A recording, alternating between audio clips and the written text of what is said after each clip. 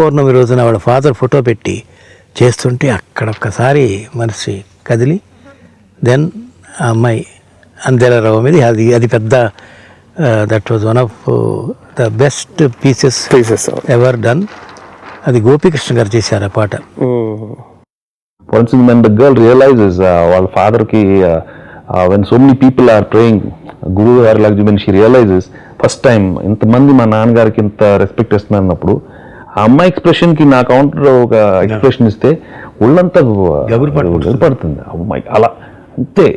Now she realising అని దాని అక్కడి నుంచి హిమాలయాస్లో సాంగ్లో చేస్తుంటే అసలు I've enjoyed that song so much. Yes, ఇలా కూర్చుని అలా అమ్మాయిని చూస్తూ పాడుతూ ఆ పాట విజువల్ చూసినా అంతే ఒళ్ళు పులకరింత అంటాం కదా. అక్కడ కూడా మళ్ళీ ఆధ్యాత్మికంగా ఉంటుంది చూడు. అమ్మాయి చెవులు ఇది చెప్తాడు పంచాక్షరాలు. అది నిజంగా మామూలు పాటల్లో సోషల్ సినిమాలో అది జోపించటం ఎంత అసలు ఒక సాహసం, అది ఒప్పించటం కూడా అంత సాహసం అవుతుంది. మనం చెప్పేటప్పుడు మన కాన్సెప్ట్ ఉండొచ్చును, కాన్సెప్ట్ని సాంగ్ ఫారంలోకి ట్రాన్స్ఫర్ చేయించి అది రాయించి పాడించి అది యాక్ట్ చేయించేటప్పటికి ఫైనల్ అదేగా చూస్తారు. ఫైనల్గా వచ్చాము కబురుబాటు పడుస్తుంది ఆ పాట అతను. ఓం నమో నమో నమః శివాయ మంగళప్రదాయ గోతురంగతే నమః శివాయ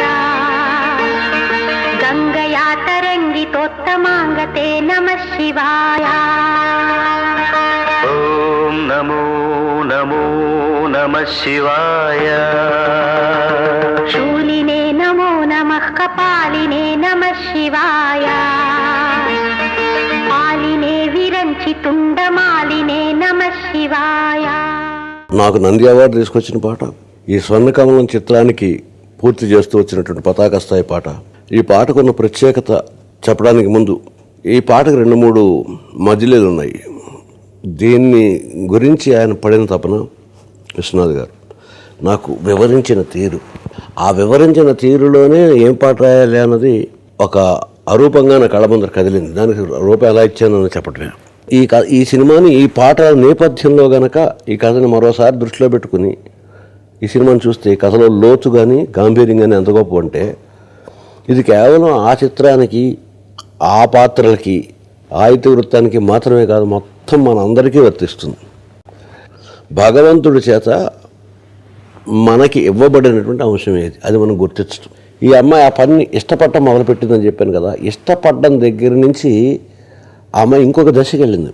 విశ్వనాథ్ గారు ఈ పాటలోనే కాదు, దాదాపు చాలా పాటల్లో ఆయన పాటకు రావడానికి ముందర సన్నివేశాన్ని వర్ణించే సూక్ష్మమైన తీరు చూస్తే అలాంటి ఫీడ్బ్యాక్ వస్తే అద్భుతాలు రాయొచ్చు. ఆ అందెల్ని తీసుకుని వాటిని గంగలో పునీతం చేసి ఆ అమ్మాయికి ఇలా అందించాడు. ఆ అమ్మాయి ఆ అందెల మీద చేయి పెట్టగానే జీవితంలో మొట్టమొదటిసారి గజ్జలను తాకిన ఫీలింగ్ ఇదే. ఫస్ట్ టైము అతి పవిత్రంగా ఎలాగ ముట్టుకుంది, శివ పూజకు చిగురించిన సిరిసిరి మువ్వను తాకినట్టుగా పట్టుకుంది. ఒక్కసారి వాళ్ళంతా జల్లుమని పులకలు లేకపోయినాయి. ఆ తర్వాత ఆ అమ్మాయి తనకి తెలియని ఒక వివశత్వంలో పాదాలకి అందెలు కట్టుకుంది. గంగయా తరంగితోత్తమంగతే నమః శివాయ అంటూ ఒక శివుని ప్రార్థిస్తున్న ఒక స్తోత్రాన్ని ఒక వివశత్వంతో ఒక ధృతిలో ఆవర్తం చేసింది.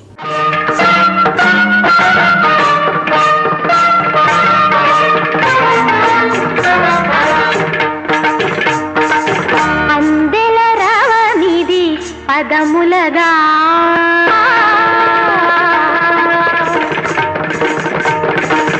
Andela రవనిది పదములగా అంబరమల్సిన హృదయమునా Andela రవనిది పదములగా అంబరమల్సిన హృదయమునా అమృతగానమిది పెదవులగా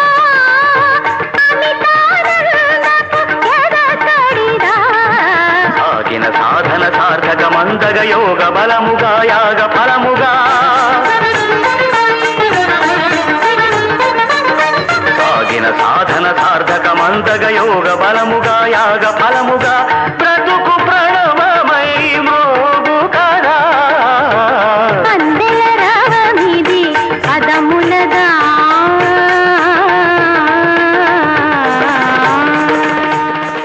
then I'm there for you లాగా డైలాగ్ కూడా మన ఇందాక ఖాళీ వెళ్ళగానే- అంకెల సవ్వడిలో గనక నేను గుర్తొస్తే అది తప్పుగా అనుకోకండి. ఎన్ని భలేగా వచ్చినాయి.